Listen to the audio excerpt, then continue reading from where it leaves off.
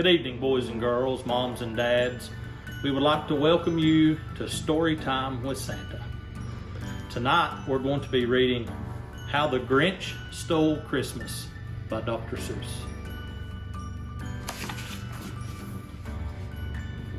Every Who down in Whoville liked Christmas a lot.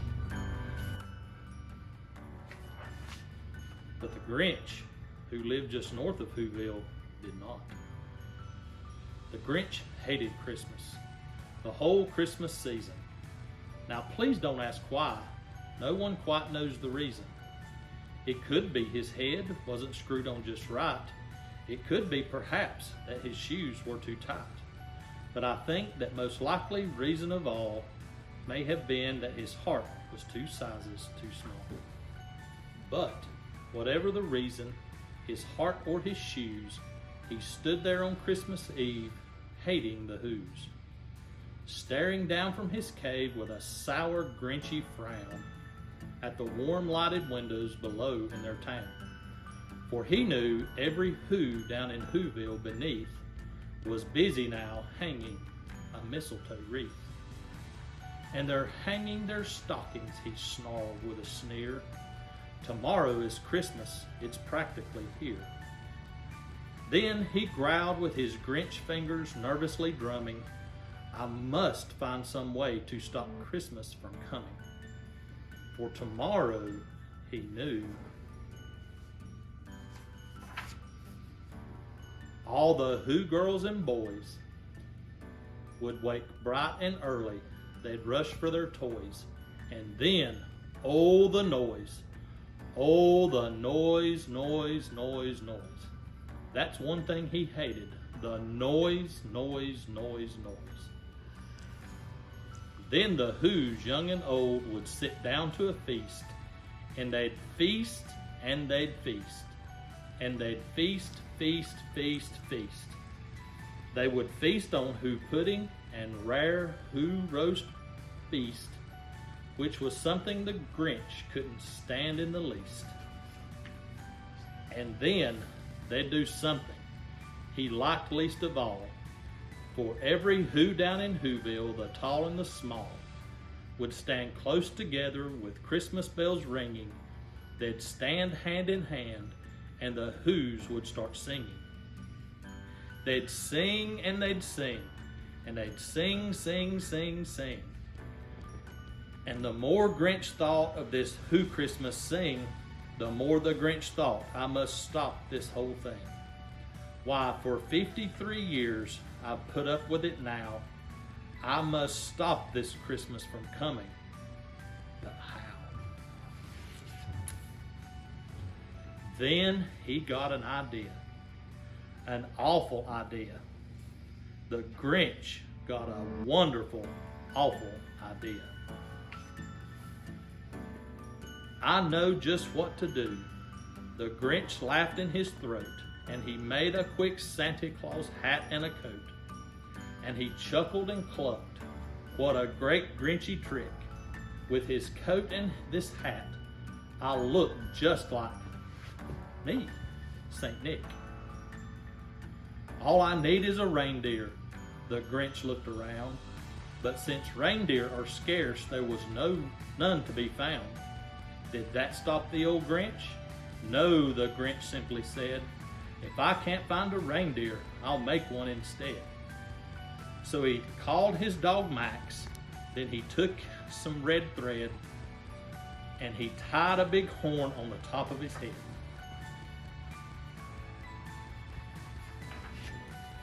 Then he loaded some bags and some old empty sacks on a ramshackle sleigh, and he hitched up old Max. Then the Grinch said, get out! And the sleigh started down toward the homes where the Whos lay a snooze in their town. All their windows were dark, quite snow filled the air. All the Whos were all dreaming, sweet dreams without care. When he came to the first little house on the square, then his stop number 1, the old Grinchy Claus hissed, and he climbed to the roof, empty bags in his fist.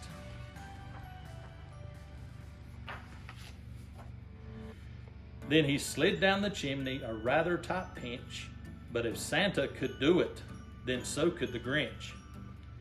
He got stuck only once for a moment or two, then he stuck his head out of the fireplace flue, where the little Who stockings all hung in a row. These stockings, he grinned, are the first things to go. Then he slithered and slunk with a smile most unpleasant around the whole room, and he took every present. Pop guns and bicycles, roller skates, drums, checkerboards, tricycles, popcorn and plums. And he stuffed them in bags. Then the Grinch very nimbly stuffed all the bags one by one up the chimney. Then he slunk to the icebox. He took the Who's feast. He took the Who pudding. He took the roast beast. He cleaned out the icebox as quick as a flash. Why, the Grinch even took their last can of Who hash. Then he stuffed all the food up the chimney with glee, and now, grinned the Grinch, I will stuff up the tree. And the Grinch grabbed the tree and he started to shove when he heard a small sound like the coo of a dove. He turned around fast and he saw a small Who. Little Cindy Lou Who was not more than 2. The Grinch had been caught by this tiny Who daughter, who got out of the bed for a cup of cold water. She stared at the Grinch and said, Santa Claus, why? Why are you taking our Christmas tree? Why? But you know that old Grinch was so smart and so slick, he thought up a lie and he thought it up quick. Why, my sweet little tot, the fake Santa Claus lied. There's a light on this tree that won't light on one side. So I'm taking it home to my workshop, my dear. I'll fix it up there, then I'll bring it back here. And his fib fooled the child, then he patted her head, and he got her a drink and he sent her to bed. And when Cindy Lou Who went to her bed with her cup, he went up to the chimney and stuffed the tree up. Then the last thing he took was the log for their fire. Then he went up the chimney himself, the old liar. On their walls he left nothing but books and some hooks and some wire. And the one speck of food that he left in the house was a crumb that was even too small for a mouse.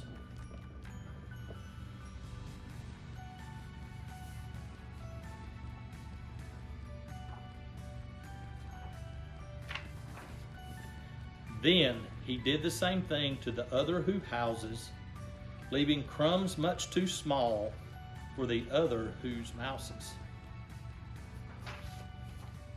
It was 1/4 dawn, all the Who's still in bed, all the Who's still a snooze when he packed up his sled. Packed it up with their presents, the ribbons, the wrappings, the tags and the tinsel, the trimmings, the trappings. 3,000 feet up the side of Mount Crumpet, he rode with his load to the tip-top to dump it. Pooh-pooh to the Who's, he was grinchiously humming. They're finding out now that no Christmas is coming. They're just waking up. I know just what they'll do. Their mouths will hang open a minute or two. Then the Who's down in Whoville will cry, boo-hoo. That's a noise, grinned the Grinch, that I simply must hear. So he paused, and the Grinch put his hand to his ear. And he did hear a sound rising over the snow.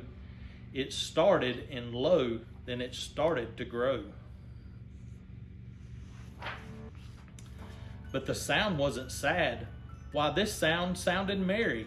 It couldn't be so, but it was merry, very. He stared down at Whoville, the Grinch popped his eyes, then he shook. What he saw was a shocking surprise. For every Who down in Whoville, the tall and the small, was singing without any presents at all. He hadn't stopped Christmas from coming. It came, somehow or another, It came just the same. And the Grinch, with his Grinch feet ice cold in the snow, stood puzzling and puzzling. How could it be so? It came without ribbons, it came without tags, it came without packages, boxes, or bags. And he puzzled 3 hours till his puzzler was sore. Then the Grinch thought of something he hadn't before. Maybe Christmas, he thought, doesn't come from a store. Maybe Christmas, perhaps, means a little bit more. And what happened then? Well, in Whoville they say that the Grinch's small heart grew 3 sizes that day. And the minute his heart didn't feel quite so tight, he whizzed with his load through the bright morning light.